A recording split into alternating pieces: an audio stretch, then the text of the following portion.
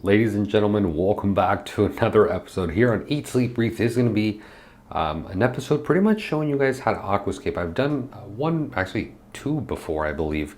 But this is going to be a newer one for the new build. We are doing the Infinity Series 50-gallon moat aquarium. In this video, guys, I'm not really going to teach you guys too much of how to aquascape, although I am going to, kind of teach you the techniques that I specifically here am going to be using for this build today. So what I have done already is actually the method I'm going to show you.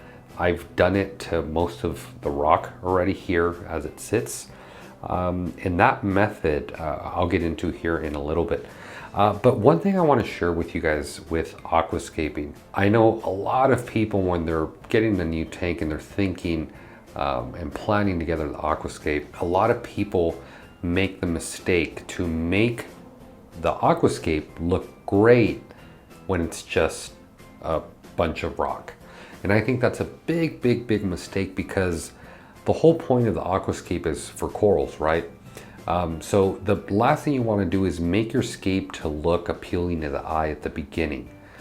Why? Because, if you try and make it really pretty when it's just bare rock, well, you're going to do, a great job of that. But when it comes to putting coral, you're going to be like, wait, I should have thought this through a little bit better. That was a big mistake I did on the JBJ. With that in mind, guys, every time from this point forward, after the JBJ, I really plan ahead for the aquascape. And I do it very different. A lot of people will do a scape based on how it looks.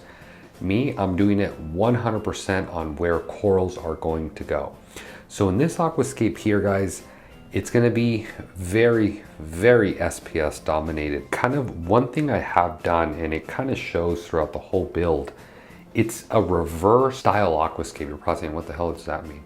Well, generally speaking, whenever you have a rock, you always put the biggest, flattest piece, on the bottom, right? To act as a base, correct? But here you'll notice the complete opposite going around. So this generally, people would want to flip this, put the biggest side down. And I went the complete opposite. Not only with this one, you can see the same happening. With this one, it thins out to almost nothing. And you can see it, especially with this bad boy here. This is just to really raise it from the sand bed.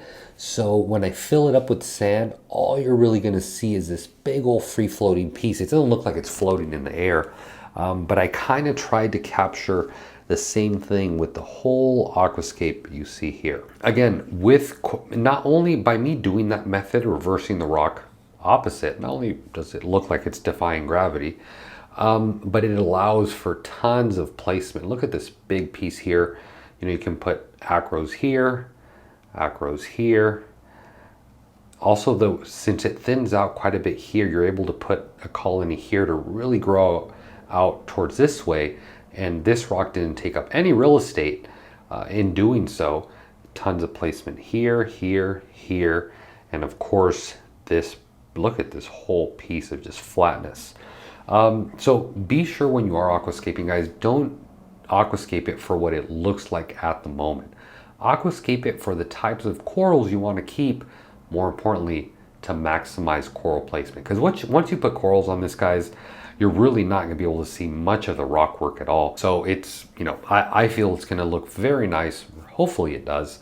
And yeah, so when it comes to aquascaping, one thing is figuring out how to do it. The next part is how to glue it. If you don't glue it right, the worst case scenario, the rock could tumble over, hit your glass, shatter it, water goes everywhere.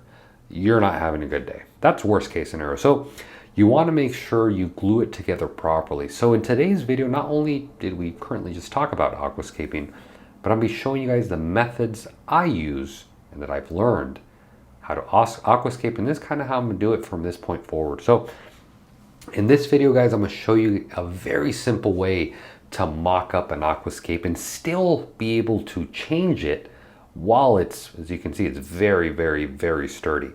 Believe it or not, guys, you probably aren't going to believe me if I told you this, but this scape right now weighs about easily 30 pounds.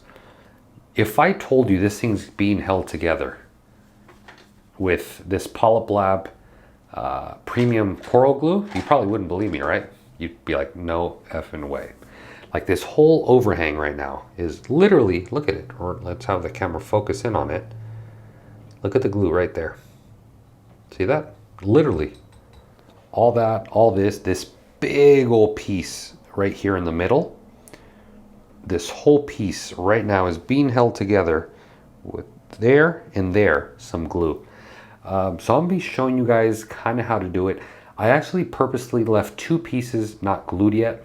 I didn't think you guys needed to see a video of, you know, doing each and every one, because it's the same method. And I think once you guys learn this technique, you'll be able to apply it anywhere. So notice how I said, guys, this is just to mock up your aquascape. I would not trust coral glue to really hold, or I don't know if you guys are aware, but the right term for this is cyanoacrylate, also known as CA for short.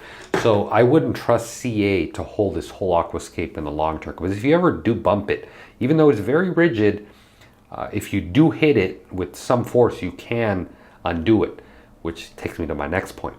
The reason I like doing this, not only does it hold well for when you're aquascaping, but let's say you don't like something, you easily just move it up and you're done. You can reposition it, rechange it, or really do whatever you want to do. Once I am happy, like let's say these pieces here that I'm happy where they all are, I'm just gonna come in with a Marcos rock. I think it's an E400 cement.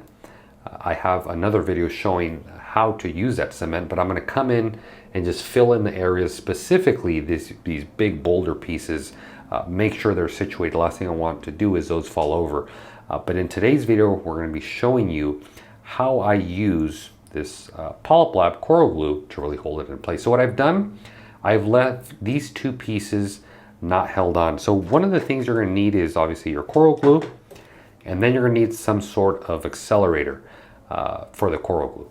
So generally speaking, you know, coral glue is going to take a bit to set and a bit to harden. What this thing does, within 15 seconds it'll harden. So it speeds up, as the name suggests, an accelerator. It accelerates the whole drying process and makes it literally dry almost instantly.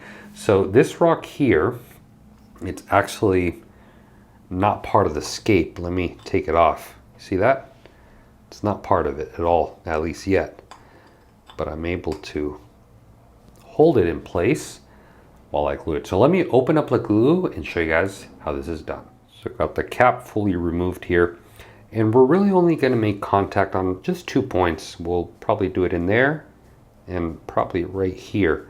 And it's very simple, guys. You literally just squirt it. There it goes. If you guys can see that on video.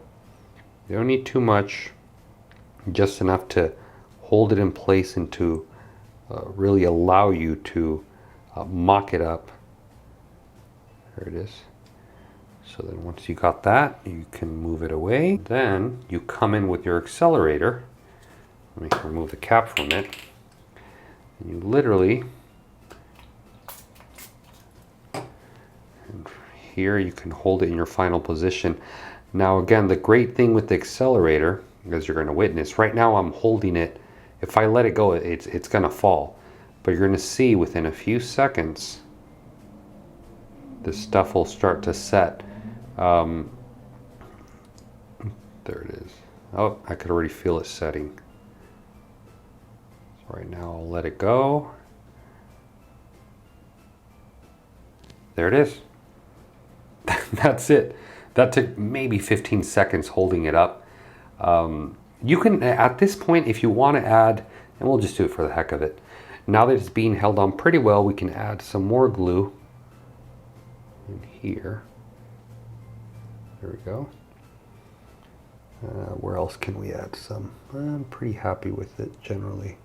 We'll add a bit more in here. There we go. And then we'll spray a little bit more of accelerator. And this accelerator, guys, it is reef safe, so you don't need to worry about it, you know, messing with your tank or anything of that sort. This one here isn't reef specific, but the company that makes it, it's a BSI. You can see, I don't know if the camera's picking up, but it's BSI. They recommend the same exact thing, just obviously there's rebranded for this company, but they recommend the same thing for corals. You can see there, I don't know if the camera's even able to pick that up. There it is. And now, look at that, guys. Look how rigid that is. Look, the whole, let me see if you guys can even see that. The whole piece is moving. So that's enough already to work with. Obviously, you don't want to hit it hard because, or let's say if you don't like that, you can easily just twist it up and you can easily remove it and reposition it however you want. Now, obviously, the final step to this and all these joints here that I've already done, here before the video, you want to come back with either epoxy, 2-part epoxy, or with cement. In my case, it's going to be cement, and that's what's going to hold them in the final position. So what we'll do right now, we'll do this piece here. This one's going to be, as you can see, it really doesn't want to stay in this position. So you guys are really going to be able to take advantage and see how well this method actually works. Let me get the camera here to zoom in. So we're going to spray it.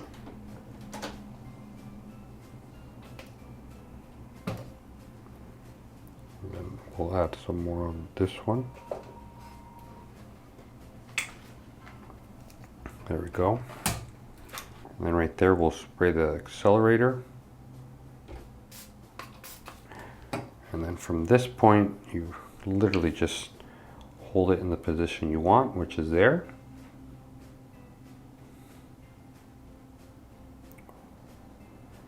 And you'll notice it'll take about 15 seconds to kind of start holding. Actually, that one was a lot quicker. That was probably 10 seconds on that one, but there you go. So now you can see when you look at the scape here from the top, look at all this placement of coral, coral, coral, coral, coral, and then right under it, look at that. I'm actually purposely making shade for here because I'm going to have some softies or some zoas, so I don't want a lot of light on them.